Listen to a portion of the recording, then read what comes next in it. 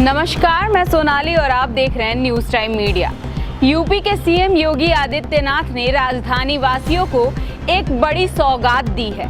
CM ने शुक्रवार को हुई समीक्षा बैठक के दौरान यूपी की राजधानी लखनऊ को देश की पहली एआई यानी आर्टिफिशियल इंटेलिजेंस सिटी बनाने का फैसला लिया है। उन्होंने कहा कि यूपी को 5 साल में $1 ट्रिलियन की इकोनॉमी वाला प्रदेश बनाएंगे। सीएम ने कहा, सिस्टम में पारदर्शिता यानी ट्रांसपेरेंसी लाने के लिए टेक्नोलॉजी का ज्यादा से ज्यादा यूज किया जाएगा। इसी क्रम में सीएम ने अफसरों से कहा, अब प्रदेश की इकोनॉमी को बढ़ाने के लिए तेजी से काम करना होगा। यूपी के पास एमएसएमई का 96 लाख यूनिट्स का बेस है। इसे बढ़ाने के लिए प्लान बनाने की जरूरत है। सिर्फ यही नहीं, प्रदेश को ग्रीन एनर्जी का हब बनाने के लिए प्लान तैयार किया जा रहा है। बड़े शहरों को अलग अलग सेक्टर्स के हब के रूप में डेवलप किया जाएगा।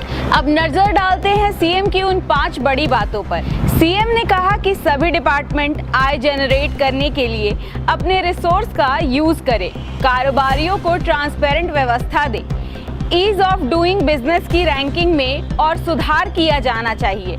सिस्टम को इतना पारदर्शी बनाएं कि प्रदेश में व्यापार कर रहे किसी भी व्यक्ति के मन में थोड़ा भी डर ना रहे।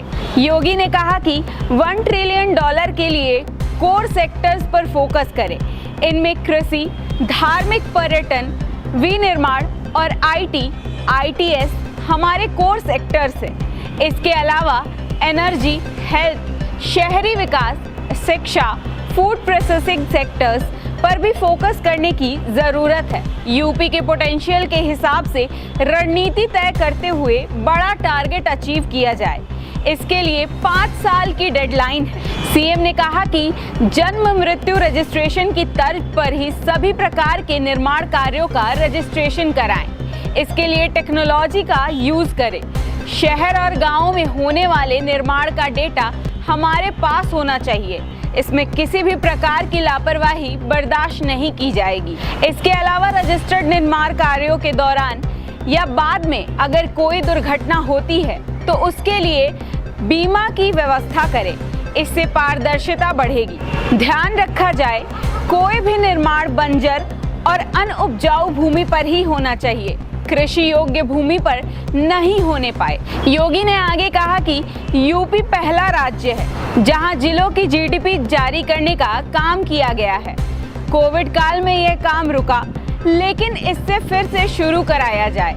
पूरे जिले में विभिन्न संसाधनों से होने वाली आय व्यय के डेटा के साथ जिलों की जीडीपी प्रकाशित कराई जाए और फिर इसे डेटा विभिन्न विश्वविद्यालयों को भी स्टडी करने के लिए भेज दिया जाए। उन्होंने कहा, यूपी में ग्लोबल इन्वेस्टर समिट की तर्ज पर ही ट्रेड शो का आयोजन बड़े स्तर पर होना चाहिए। इसमें शामिल होने वाले बायर्स और ट्रेडर्स को दिक्कत ना हो, इसके लिए तैयारियां पूरी कर लें। यूपी पूरे देश को सबसे अधिक शिक्षक प्रदान करने वाला राज्य रहा है। सीएम ने आगे कहा कि महामना मदन मोहन मालवीय, बाबा राघव दास, महंत दिग्विजय नाथ जैसे महापुरुषों ने शिक्षण संस्थानों का निर्माण कराया जाए। हमें प्रदेश को शिक्षा के हब के रूप में स्थापित करना होगा। अब आपको एआईसीटी के होने के फायदे बताते हैं।